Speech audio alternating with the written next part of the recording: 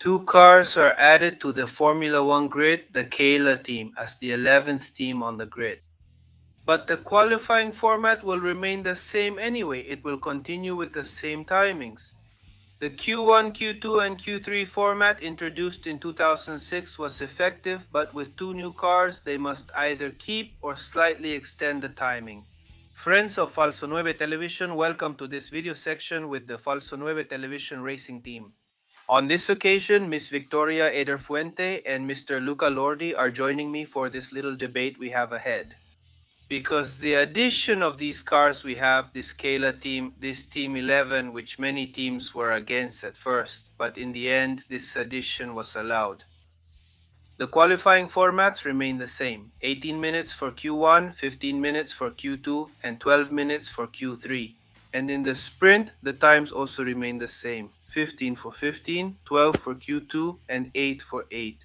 But considering this addition, shouldn't they extend the qualifying times a bit, add a couple of minutes? Because it could be a problem. It could happen that some drivers can't complete their lap.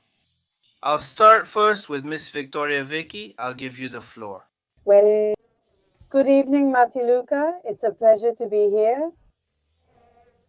I think we need to stretch it a little, not too much, but because there are two more cars, since we often see that happen. Now that they block a lot at the pit exit, you lose a lot of time there. So there are a lot of times when the cars can't even do a single lap.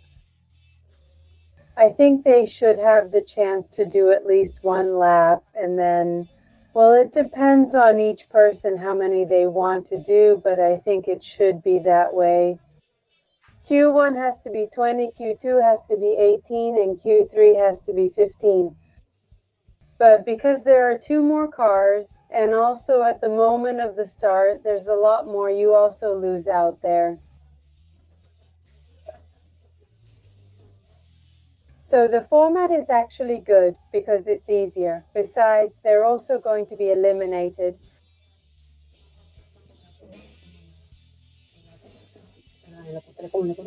They're going to eliminate extra cars. Well, let me stop you for a second there, Vicky, because for me, Q3 would keep the 12-minute time, but I would add 2 minutes to the time for Q2 and Q1.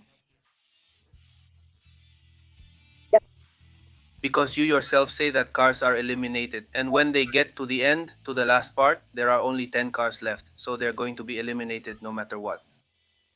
Yes, that's why, yes, I think so. I think, yes, just a little bit, not too much, because if not, it will be endless, it will be boring, but no, maybe 2 more minutes, not much more. But, well, considering that now there aren't 20, but 22 cars they would have. Luca? Well, good evening, Vicky Mati. I think the times we had with Q1, Q2, and Q3 were fine. I don't think the fact that there are two more cars will change things much, because whether there are two more cars or two fewer cars, the traffic in qualifying will still be the same. Look, it's a logical and simple adjustment. It doesn't change the essence of qualifying. It makes every 10th count more. With two more cars, this means we won't have drivers like Hamilton with Ferrari, who takes pole position in Q3 and then finishes 18th in the race. This makes it more comparable to what a race would be. Yes, totally. I think you're right in that sense, because there were up to 24 cars in Formula 1 in 2013, and the format was always the same, 18, 15, and 12. Has that format been maintained? But now many people think that the qualifying times should be extended a bit, considering that these two cars have been added. But at the same time, I insist, with this precedent, we had 24 cars in 2013 and the format was 18, 15, and 12. Maybe in the sprint we run the risk that there will be only one lap per driver. Can you imagine what that could do, having only one lap per driver, a one lap qualifying? Anything could happen. Vicky to close and then Luca to close. I mean, I don't think it's bad because maybe it would give it like more From there, it has to be do or die, but in the sprint, maybe I would hold back. But for it to give that,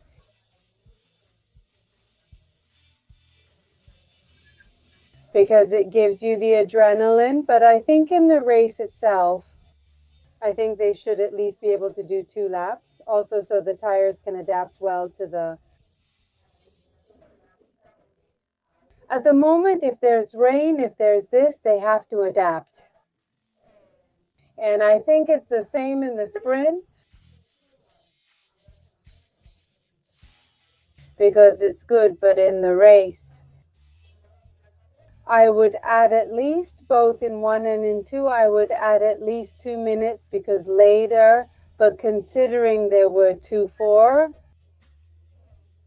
but well, for me at least,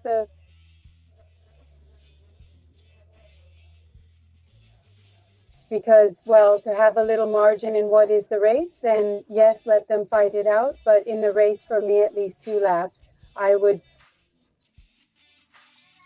Luca, Well, let's see.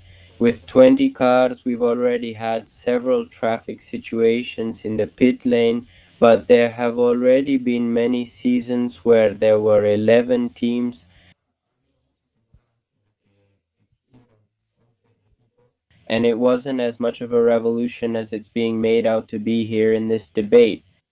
I think that basically it's going to be possible to qualify normally and that there won't be any driver who stands out, like for example a Bortoleto taking pole position. we'll leave the video here then. I want to thank both Victoria and Luca Lordi for joining us in this new section we have on Falso 9. I remind you not to forget to subscribe. Don't forget to leave your like. Don't forget to leave your comment. What do you think about this? Should the qualifying time be extended? Should it be kept the same? Is there a risk of just 1 lap per driver? I'll leave it to you to debate in the comments. Remember, we'll meet again on March 8th for the 2026 season opener at the Australian Grand Prix. Greetings to all.